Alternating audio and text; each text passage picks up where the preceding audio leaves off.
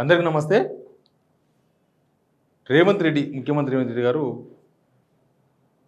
ఈరోజు అంటే శుక్రవారం రోజు ఆల్మోస్ట్ నైట్ తెల్లవారుజామున శనివారం పొద్దుగాలనుకోండి అమెరికా పోతున్నారు, కొందరు దావోస్ అంటున్నారు, ఏదో విదేశాలకైతే పోతున్నారు మొత్తానికి. మళ్ళీ ఎప్పుడు తిరిగి వస్తారంటే 14వ తారీఖు తిరిగి వస్తారంట. 14th of August అంటే మొత్తం 12 రోజులు టూర్ పోతున్నారు.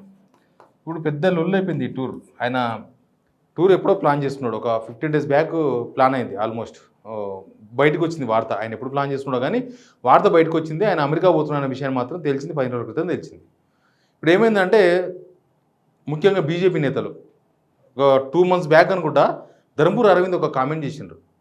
ఆగస్టు సంక్షోభం రాబోతుంది, ఆగస్టులో ఏదో జరగబోతుంది, ఆగస్ట్ అంతా పరిశాన్ ఉంటుంది, మనకు గత చరిత్ర కూడా ఆగస్టే డేంజర్ నెల రాజకీయంగా పొలిటికల్గా, మళ్ళీ ఈ ఆగస్ట్ ఏం జరుగుతుందో అని ఆయన అనుమానం వ్యక్తం చేసిండు.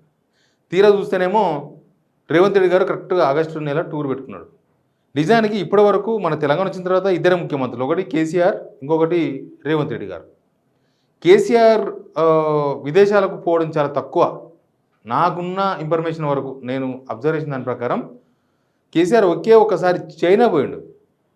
చైనా అఫీషియల్ టూర్, అది కూడా కానీ ఓన్లీ 2 days. కేసీఆర్ పోయింది కేవలం 2 days. 2 days నుంచి లేడు, మళ్ళీ బ్యాక్ వచ్చేసింది. 2 days అయినా టూరే 2 days. చైనా ఏదో పరిశీలన కోసం అని పోయినప్పుడు అక్కడనే కదా చైనాలో అక్కడ ఉండే సెక్రటరీని చూసి వచ్చి సేమ్ ఇక్కడ మన సెక్రటరీ కట్టిర్రు, మన దగ్గర ఉన్న సెక్రటరీ సేమ్ దాని డిజైన్ దీని డిజైన్ ఆల్మోస్ట్ సేమ్ ఉంటుందని చెప్తారు. మనకు కొన్ని ఫోటోలు కూడా ఉన్నాయి దానికి ప్రూఫ్గా.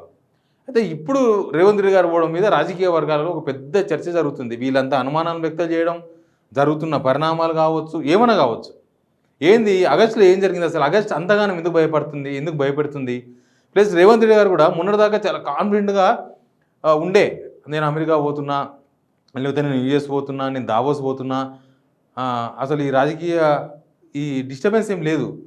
కానీ ఎందుకో ఒక 4-5 రోజుల నుంచి ఒక 1 వారం రోజులు అనుకున్నాను, మ్యాక్సిమం ఒక 1 వారం రోజులకి వెళ్ళి రేవంత్ రెడ్డి గారు అమెరికా పోయి వచ్చినాక ఏమవుతుంది, అమెరికా పోయినాక ఏమవుతుంది వచ్చినాక తర్వాత విషయం. కానీ అమెరికా పోతున్నాడు, అమెరికా పోతే ఏదో అవుతుంది, అమెరికా పోతున్నాడు అంటే ఖచ్చితంగా ఏదో అవుతుంది, అసలు ఆయన సభ్యత్వం ఉంటుందా? ఉదయం పాటికొచ్చినట్టు ఏదో మాట్లాడుతున్నారు, మా సభ్యత్వం తీసేస్తారు కాదు, నీ వచ్చేవరకు అసలు నీ సభ్యత్వం ఉంటుందో చూసుకోవాలని ఏదో సవాల్ వేసినాడు. అట్లా ఒక ఆగస్ట్ అనేది కొంత ఎప్పుడు హాట్ టాపిక్, చర్చనీయాంశంగా మారుతాయి. మన తెలుగు రాష్ట్రాల్లో ఆగస్ట్ అనేది కొంత డేంజర్ మంత్గానే కనిపిస్తుంది. ఎందుకంటే గతంలో జరిగిన పరిణామాలు ఉన్నాయి. ఏంటిదంటే 1984 ఆగస్టులో జరిగింది ఇది, ఈ ఇన్సిడెంట్. ఏమైందంటే ఎన్టీఆర్ ముఖ్యమంత్రిగా ఉన్నారు, దింపేసి నాదెండ్ల భాస్కరరావు, సేమ్ ఎన్టీఆర్ అప్పుడు అమెరికా పోయిండు. ఎన్టీఆర్ అమెరికా పోగానే నాదెండ్ల భాస్కరరావు గారు రంగంలో దిగారు. ఒక్కనేళ్ళ ముఖ్యమంత్రి ఉన్నారు ఆయన. తర్వాత ఇంకా మళ్ళీ గవర్నరు, అదంతా పెద్ద కథ. అది ఆ స్టోరీ చెప్తే నాకు ఈ వీడియో సరిపోదు. కానీ 84లో ఎన్టీఆర్ని దింపేసి నాదెండ్ల భాస్కరరావు అయ్యాడు.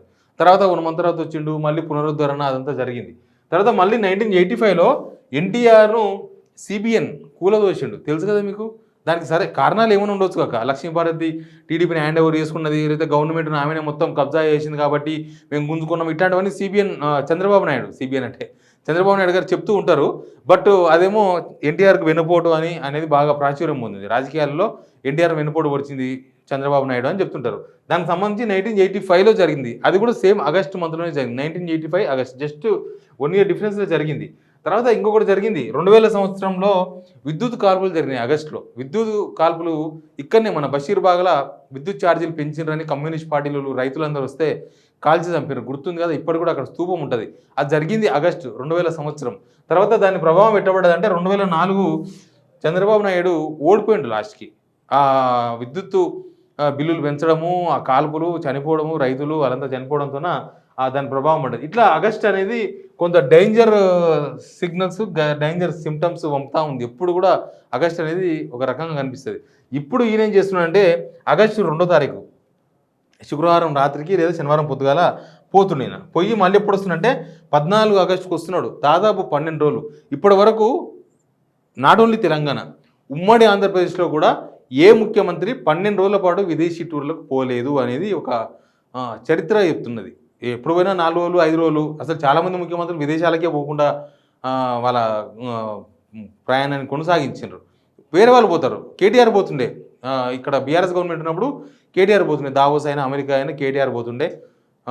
చెప్పినది ఒక్కసారి కేసీఆర్ పోయిన 2 days ఓన్లీ అక్కడ ఉన్నది. తర్వాత ఇప్పుడు ఏంటంటే 12 days టూర్ పోతున్నారు. ఈ 12 daysలో ఏం జరగబోతుంది అనేది చాలా ఇంపార్టెంట్. ఈ 12 డేసే కీలకం కాబోతుందా తెలంగాణ రాజకీయాలలో అనేది చాలా ఇంపార్టెంట్. నేనేం చెప్తలేను ఎమ్మెల్యేలంతా వెళ్ళిపోతారు, ప్రభుత్వం పడిపోతుంది నేనేం చెప్తలేను. కానీ ఏమి జరుగుతుంది? అందరూ ఆగస్టు మీద ఎందుకు కాన్సన్ట్రేషన్ చేసినారు? ఆగస్టు సంక్షోభాన్ని ఇప్పుడు ఎందుకు గుర్తు చేస్తున్నారు? మనకి 10 సంవత్సరాల్లో ఎప్పుడు ఆగస్టు సంక్షోభం అనేది మనం మాట్లాడుకోలే. ఆగస్టు సంక్షోభం గురించి ఎప్పుడు చర్చలు జరగలేదు. ఏ ప్రతిపక్ష నాయకుడు ఆగస్టు వచ్చి రాగానే ఏదో జరగబోతుందని చెప్పలేదు. ఇక్కడ మాత్రం ఆగస్టు సంక్షోభం అని చెప్తున్నారు. ఆగస్టు సంక్షోభం అంటే ఆగస్టులో పొలిటికల్ సంక్షోభం. ఆగస్టు సంక్షోభం అంటే ఆ పొలిటికల్ సంక్షోభంలో ఎవరు ఉంటున్నారో, ఎవరు పోతున్నారో, ఎక్కడ పోతున్నారో అర్థమైతలేదు. మళ్ళీ బీఆర్ఎస్ వాళ్ళు కాంగ్రెస్లో ఎగిరినారు. వాళ్ళు ఏమైనా వెనకపోయే అవకాశం ఉందా? లేకపోతే ఇంకెవరైనా కాంగ్రెస్ నుంచి ఏమైనా బ్యాక్ వచ్చే అవకాశం ఉందా? లేకపోతే ఈ కాంగ్రెస్లో ఒక రకమైన ఒక లక్షణం ఉంటుంది కాంగ్రెస్లో. ముఖ్యమంత్రులను దింపడం అనేది కాంగ్రెస్ అధిష్టానానికి ఇంత కళ్ళు కొట్టిన ఇట్లా కొట్టినంత సేపే. వాళ్ళు ఎక్కువ ఉండదు. ఒక ఆలోచన చేసేస్తే అయిపోయి ఒక ఫోన్ చేసేసి రాజీనామా చేసే అంటారు. అట్లుంటుంది. రోషయ్య ఉన్నాడు కదా, 3 రోజులు ఢిల్లీలో ఉండి వస్తే శంషాబాద్ ఎయిర్పోర్ట్లో దిగి పంచె సర్దుకునే లోపే ఫోన్ వచ్చింది ఢిల్లీ నుంచి, మీరు రిజైన్ చేయండి అని. రోషయ్య గారిని ఆయన ముఖ్యమంత్రికి రాజీనామా చేయాల్సి వచ్చింది. తర్వాత కిరణ్ కుమార్ రెడ్డి ముఖ్యమంత్రి అయ్యాడు. అప్పుడు లాస్ట్ ముఖ్యమంత్రి మనకు సమైక్యాంధ్రకు. కాబట్టి ఈ ఆగస్ట్ అనేది కొంత డేంజర్గా కనిపిస్తుంది. అసలు అమెరికా పోయిన తర్వాత ఏమవుతుంది? అమెరికా పోతున్నదేమో ఆయనతో పాటు శ్రీధర్ బాబు గారు పోతున్నట్టున్నారు మినిస్టరు. తర్వాత వాళ్ళ పిఏలు, పిఆర్ఓలు, తర్వాత లీడర్లు పోతున్నారంట. ఒకరిద్దరు లీడర్లు. వాళ్ళు ఎమ్మెల్యేలు కాదు, ఎమ్మెల్సీలు కాదు. మరి వాళ్ళు ఎంబడేసుకోపోతుండో తెలియదు. ఆయన ఎంబడి ఉంటారు కొంతమంది. వాళ్ళు పోతున్నారంట. మనకు పోయినాక అర్థమైతే ఎవరెవరు పోతుంటారో. కానీ ఎమ్మెల్యేలు అయితే ఎవరు పోతలేరు. అందరు ఎమ్మెల్యేలు ఎక్కనే ఉంటున్నారు. ఈవెన్ శ్రీధర్ బాబు ఒక్కడు పోతున్నట్టున్నాడు. మిగతా మినిస్టర్లు అంతా ఎక్కనే ఉంటున్నారు. ఆల్రెడీ కోమరెడ్డి ఒక డేంజర్ స్టేట్మెంట్ ఇచ్చిండు. నిజానికి అట్లాంటి స్టేట్మెంట్ ఇవ్వకూడదు. ఆయన ఏం చెప్పిండంటే, ముఖ్యమంత్రి గారు అమెరికా పోతున్నారంట కదా అని అంటే, పోతున్నారంటే అయిపోతుంది అట్లా అంటే ఆయన నేను లేదా చూసుకోనికి ఇక్కడ గవర్నమెంట్ చూసుకుంటే నేను ఉన్నా కదా అన్నాడు. కాబట్టి ఏం జరుగుతుందో తెలియదు. నిజానికి ఏ గవర్నమెంట్ అయినా సరే ఒక పరిపాలనా కేంద్రం ఉంటుంది. ఆ పరిపాలనా కేంద్రం ఏదో ఒకటి ప్రజాభవనో, ప్రగతి భవనో, లేకపోతే అంతకుముందు క్యాంప్ ఆఫీసో ఒకటి ఉంటుంది. వ్యవస్థలంతా కూడా దాని చుట్టూ తిరుగుతూ ఉంటాయి. ఈ వ్యవస్థలంతా కూడా నేను దీనికి సంబంధించిన డీప్ వీడియో మరొకసారి చెప్తా. బట్ ఇక్కడ ఏమవుతుందంటే వ్యవస్థ నడపడానికి ఇక్కడ ఏమీ లేదు. ఒక అధికారిక భవనం ఉందనుకుంది. అధికారిక భవనం అంటే పరిపాలన అంతా కూడా దాని చుట్టూ తిరుగుతుంటుంది. వ్యవస్థలన్నీ కూడా దాని చుట్టూ తిరుగుతూ ఉంటాయి. లేకపోతే వ్యవస్థలు కొలాప్స్ అయ్యే అవకాశం ఉంది. ఇప్పటికే వ్యవస్థలంతా తిక్కతిక్క ఉన్నాయి. ఇప్పుడు పరిపాలన దేని చుట్టూ తిరుగుతుందంటే దేని చుట్టూ తిరుగుతుందని చెప్పలేం. రేవంత్ రెడ్డి గారు వాళ్ళ ఇల్లే అధికారిక నివాసం ప్రకటించుకున్నాడు. ఆడికి ఎవ్వరు పోరు, మినిస్టర్లు పోరు, ఎమ్మెల్యేలు పోరు, ఎవ్వరు పోరు. వాళ్ళ ఇంటికి పిలిస్తే తప్ప, ఒక ఇంటికి ఎవరు వస్తారు పిలిస్తే తప్ప రారు కదా. ఏదైనా గట్టి పని ఉంటేనో ఏదైనా ఇంపార్టెంట్ పొంగులేరు శ్రీనివాసరెడ్డి రెగ్యులర్గా పోతాడు. ఇంకా మిగతా మంత్రులు ఎవరు పోరు. బట్టి విక్రమార్కను పిలిచినప్పుడు పోతాడు. మిగతా వాళ్ళని పిలవరా, వీళ్ళు పోరా తెలియదు. కానీ మిగతా వాళ్ళు ఎవరు మనకు కనిపించక చాలాసార్లు అయింది. రేవంత్ రెడ్డి కాడ కనబడక మినిస్టర్లు చాలామంది ఉన్నారు, కనబడింది మినిస్టర్లు.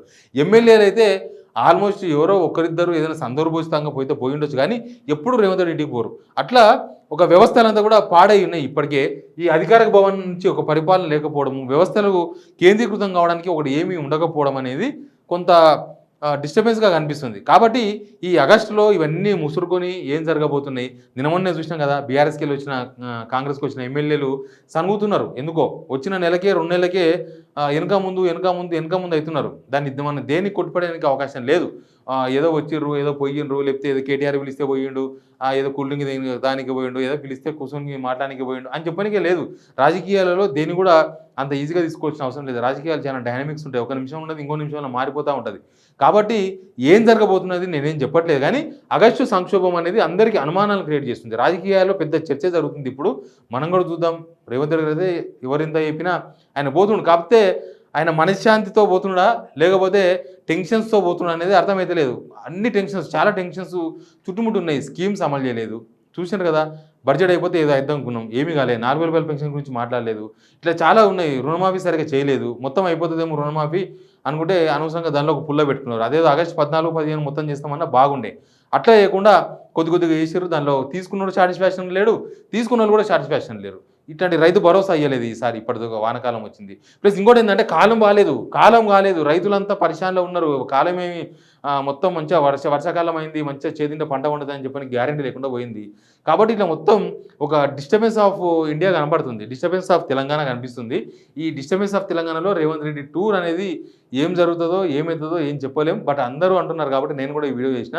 ఆగస్టు సంక్షోభం అంటున్నారు పాలిటిక్స్లో, ఎవరిని కదిలిచ్చినా కూడా చూద్దాం ఏం జరుగుతుందో. Please subscribe signal TV.